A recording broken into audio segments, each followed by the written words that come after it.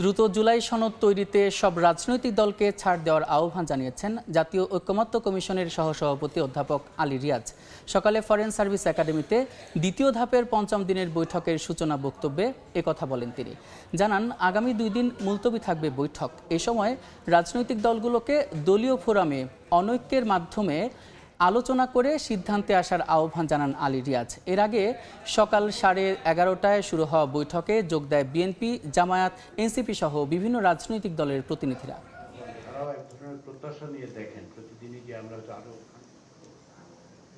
নির্দিষ্ট সময়ের মধ্যে যেহেতু কিছু বিষয়ে এক জায়গায় আসতে হবে, ঐকমত্য তৈরি করতে হবে, সেই জন্য প্রত্যেকেই যে মানসিকতার জায়গা থেকে আপনারা শুরু করেছেন সেটাকে আরেকটু শক্তিশালী করুন।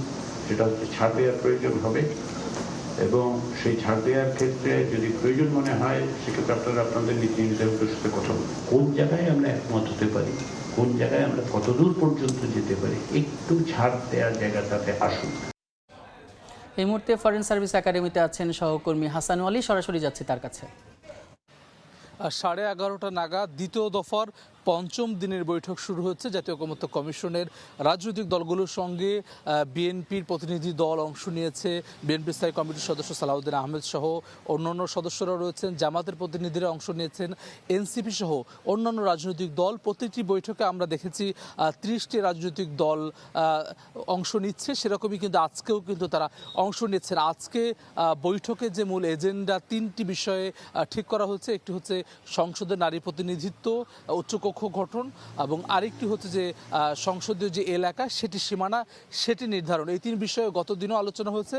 সেটির যে বাকি আলোচনা সেটি আজকে শেষ হবে। বৈঠকের শুরুতে সূচনা বক্তব্যে ঐকমত্য কমিশনের সহসভাপতি অধ্যাপক আলী রিয়াজ আহ্বান জানিয়েছেন সকল রাজনৈতিক দলকে যাতে করে খুব দ্রুত সময়ের মধ্যে একটি জায়গায় পৌঁছে ঐকমত্যের মধ্য দিয়ে জুলাই সনদ, জাতীয় সনদ সেটি যাতে করে আগামী মাসের মধ্যেই করা সম্ভব হয় সেই আহ্বান তিনি জানিয়েছেন। যার ফলে কিন্তু আগামী 2 দিন মুলতবি ঘোষণা করা হচ্ছে বৈঠকটি, যাতে করে এই 2 দিনে সবাই দলীয় ফোরামে আলোচনা করে যেসব বিষয়ে মতানৈক্য তৈরি হচ্ছে সেটি নিয়ে আলোচনা করতে পারেন। প্রথম দফায় বৈঠকে আমরা দেখেছি বিভিন্ন রাজনৈতিক দলের সঙ্গে আলাদা আলাদাভাবে বৈঠক করেছে ঐকমত্য কমিশন, কিন্তু এবার সকল রাজনৈতিক দলকে একসঙ্গে নিয়ে আলোচনা চলছে এবং সেটি কিন্তু আসলে বাংলাদেশ টেলিভিশনে সরাসরি সম্প্রচারিত হচ্ছে।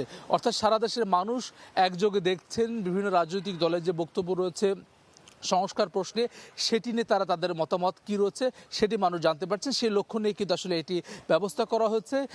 বিভিন্ন বিষয়, যেসব বিষয় আসলে মতানৈক্য রয়েছে, জাতীয় সাংবিধানিক কাউন্সিল গঠন সহ প্রধানমন্ত্রীর মেয়াদ সহ সেসব বিষয় নিয়ে আলোচনা চলছে এবং আজকের আলোচনার মধ্য দিয়ে কমিশন আশা করছে খুব দ্রুত সময়ের মধ্যে আসলে এটি শেষ করা সম্ভব হবে। ফরেন সার্ভিস একাডেমি থেকে যুক্ত ছিলেন সহকর্মী ওয়ালি।